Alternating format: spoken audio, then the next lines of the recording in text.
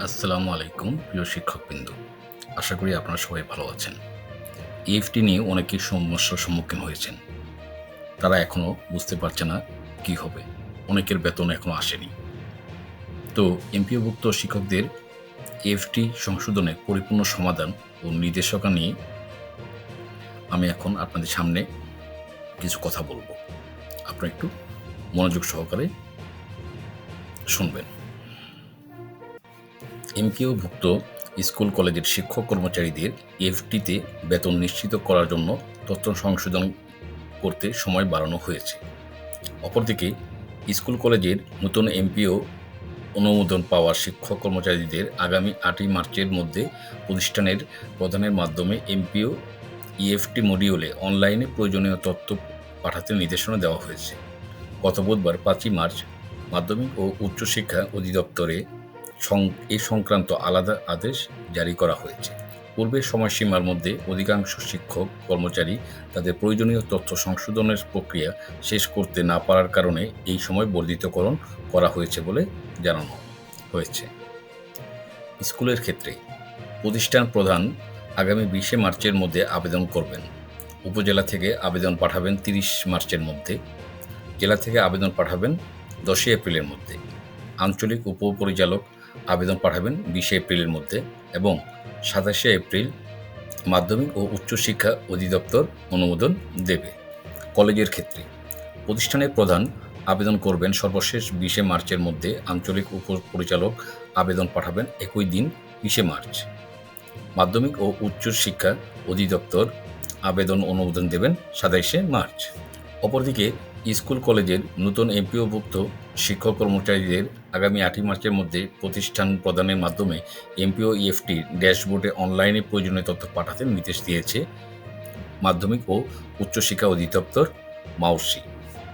যাদের তথ্য ভুল বা সমস্যা রয়েছে তারা কিভাবে তাদের তথ্য সংশোধন করবেন। ১ নম্বর, বেতন কোন ধাপে এসেছে সেটা মুখ্য নয়। আপনার যদি ভুল থাকে তাহলে সংশোধন করতে হবে। তাই আপনার নিজে আপনার সকল তথ্য ভালোভাবে চেক করুন।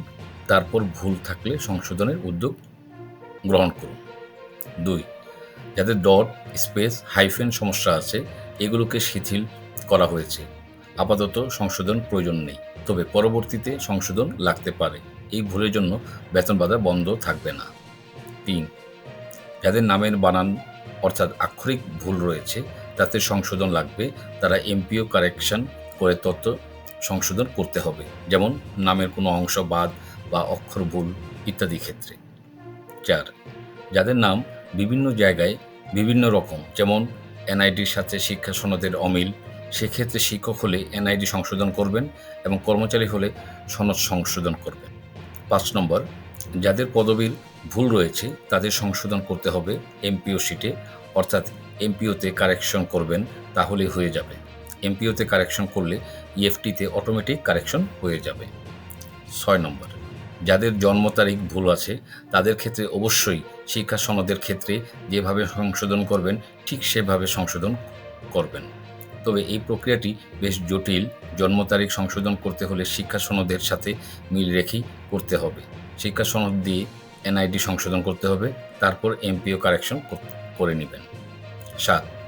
যাদের ব্যাংক অ্যাকাউন্ট নম্বর বা ব্যাংকের হিসাব নম্বর ভুল তাদের ক্ষেত্রে ব্যাংক অ্যাকাউন্ট নম্বর ও হিসাবের নাম ভালো করে ব্যাংক থেকে নিশ্চিত হয়ে ইএফটি ড্যাশবোর্ডে পুনরায় আপলোড দিন।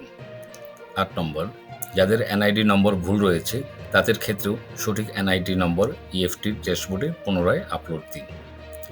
৯ নম্বর, বাবার বা মায়ের নামের বানান ভুলের ক্ষেত্রে তেমন কোনো সমস্যা হওয়ার কথা নয়, তবে সঠিক নাম পুনরায় আপলোড করুন।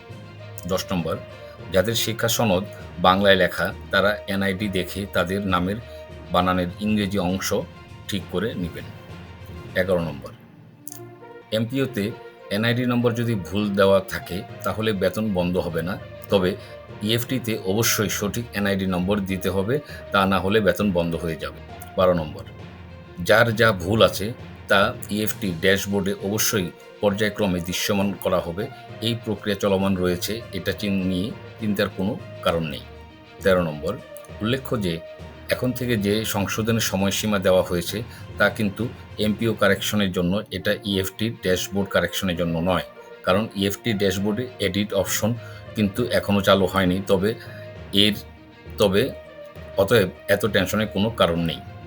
14 নম্বর, সকল ভুলের জন্য যেমন এমপিও কারেকশন করা লাগবে না, তেমনি অনেক ভুলের জন্য ইএফটি ড্যাশবোর্ডে কারেকশনও করা লাগবে না।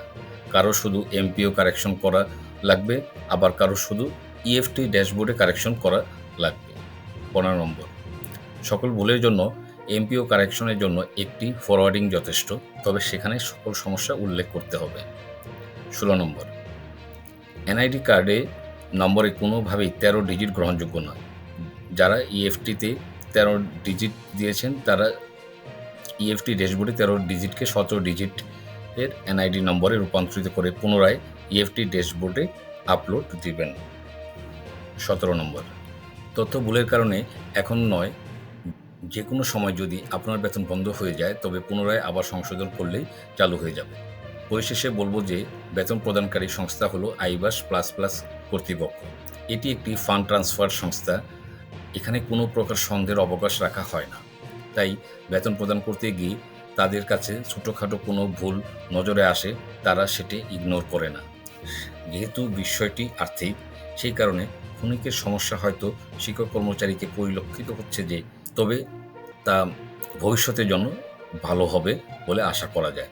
সংশোধনের এই তথ্য মাউসির একজন কর্মকর্তার নিকট থেকে বর্ণিত, তাই এটি বিশ্বাসযোগ্য হিসাবে গ্রহণ করা যেতে পারে। সর্বশেষ কথা হচ্ছে, আবেদনের শেষ তারিখ 20 মার্চ 2025। এটা মাথায় রেখে তার আগেই আবেদন প্রক্রিয়াটি সংগ্রহ করে প্রয়োজনীয় সংশোধন করে নেবেন। সর্বশেষ কথা হচ্ছে, আবেদনের শেষ তারিখ 20 মার্চ 2025। এটা মাথায় রেখে তার আগে আবেদন প্রক্রিয়াটি জন্য প্রয়োজনীয় তথ্য সংগ্রহ করে তা সংশোধন করে নেবেন। প্রিয় শিক্ষক মণ্ডলী, ধন্যবাদ। আপনারা ভালো থাকবেন। সবাইকে শুভেচ্ছা রইল।